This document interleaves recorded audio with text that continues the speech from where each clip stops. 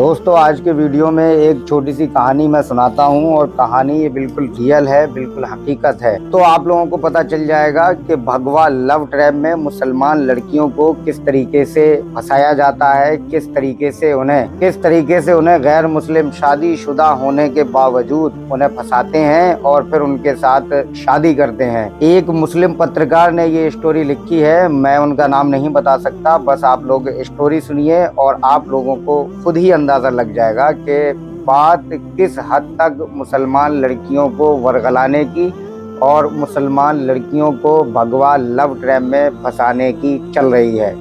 एक लड़की एक लड़के से कोर्ट मैरिज करने कचहरी आई थी। मैं संयोग से उन्हें मिल गया। दोनों बोले कि भैया आप हमारा हेल्प कर दीजिए। इतना कहकर लड़का चला गया समोसा और पानी लेने। अब भूख प्यास लगी होगी दोनों को, काफी टाइम से कचहरी के बाहर बैठे हुए थे।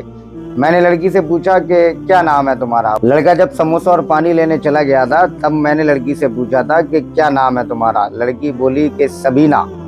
मैंने कहा कि लड़के का नाम, तो लड़की बोली कि राकेश। मैं चौंक गया, लेकिन मुझे ज्यादा हैरानी नहीं हुई क्योंकि आजकल ये ट्रेंड चल रहा है कि हिंदू लड़कों से मुस्लिम लड़कियां बहुत ज्यादा अट्रैक्ट हो रही हैं और उनके घर वालों को पता होने के बावजूद भी वो भगवा लव ट्रैप में फंस रही हैं। और इसका भी रीजन उनके माँ बाप ही हैं। जो मुस्लिम लड़कियां हिंदुओं से फंसती हैं उसके जिम्मेदार ना उन मुस्लिम लड़कियों के माँ बाप ही हैं जो वक्त पर उनका निकाह नहीं करते। और पूरी मुस्लिम कम्युनिटी है जिसने निकाह को इतना ज्यादा महंगा बना दिया है कि लोगों को जिना बहुत सस्ता नजर आ रहा है निकाह के मुकाबले में।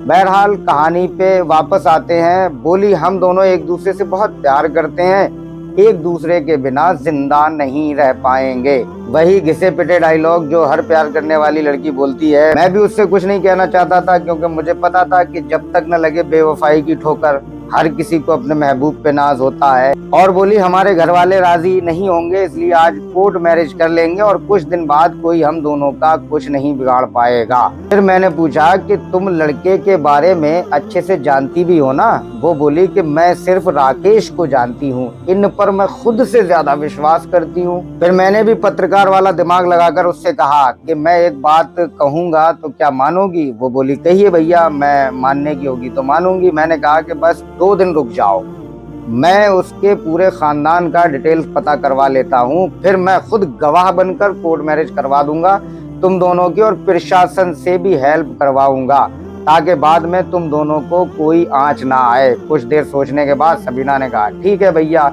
इतने में राकेश समोसा और पानी लेकर आया। तो मैंने कहा कि आज विवाह नहीं हो पाएगा क्योंकि इलेक्शन की वजह से सब कर्मचारी बिजी हैं। मैंने उससे झूठ बोला था। 2 दिन बाद तुम दोनों सुबह 10 बजे आ जाना, मैं शादी करवा दूंगा। लड़की बोली कि हाँ भैया ठीक है। फिर दोनों अपने अपने घर चले गए। मैंने राकेश के आधार कार्ड की फोटोकॉपी लड़की से ले ली थी जिस पर उसका पूरा पता लिखा था। फिर अगले दिन सुबह जब राकेश के गांव पहुंचा और पता किया तो दंग रह गया, मैं हैरान रह गया।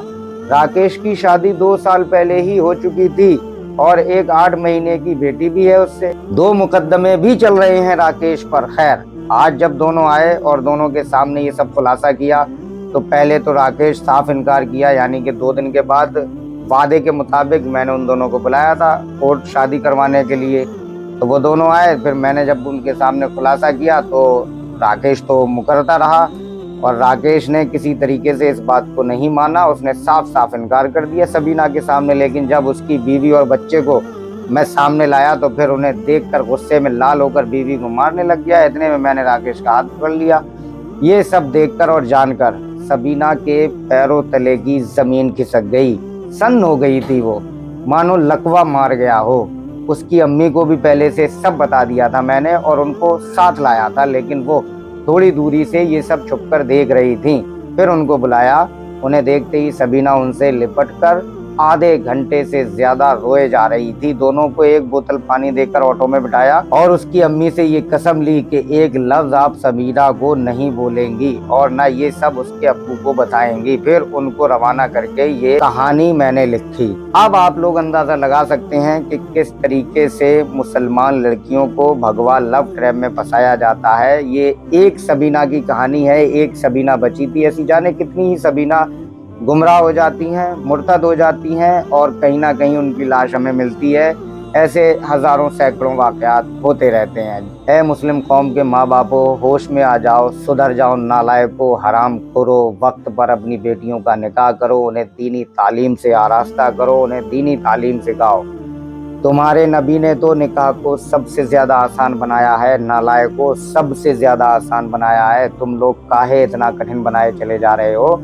जो तुम्हारी लड़कियां गुमराह हो रही हैं, मुर्तद हो रही हैं, दीन से भी जा रही हैं, दुनिया से भी जा रही हैं, आखिरत भी गवा रही हैं, दुनिया भी गवा रही है। इसलिए वक्त रहते सुधर जाओ, होश में आ जाओ। आप लोगों से गुजारिश है कि वीडियो को ज्यादा से ज्यादा लाइक करें, कमेंट करें, शेयर करें।